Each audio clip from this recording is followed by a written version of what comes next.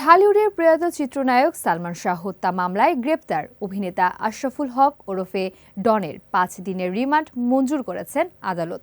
২৭ August ঢাকার metropolitan magistrate Jewel রানার শুনানির শেষে এই আদেশ দেন।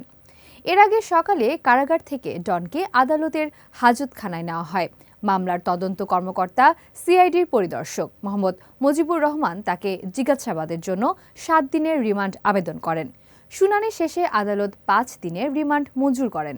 সিআইডির দাবি, ডনকে পুলিশ হেফাজতে জিজ্ঞাসাবাদ করা হলে সালমান শাহের মৃত্যুর ঘটনায় দায়ের হওয়া হত্যা মামলার প্রকৃত রহস্য উদ্ঘাটনে গুরুত্বপূর্ণ তথ্য পাওয়া যেতে পারে।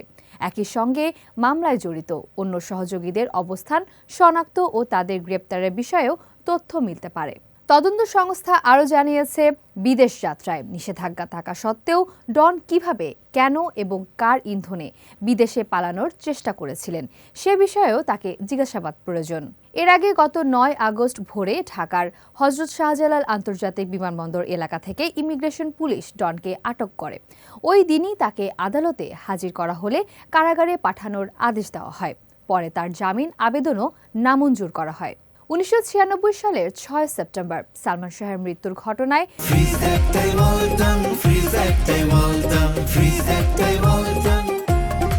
প্রথমে রমনা থানায় অপমৃত্যুর মামলা হয়েছিল।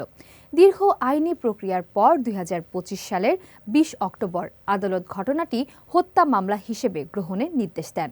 পরদিন সালমান শাহের মামা মোহাম্মদ আলমগীর রমনা থানায় হত্যা মামলা করেন।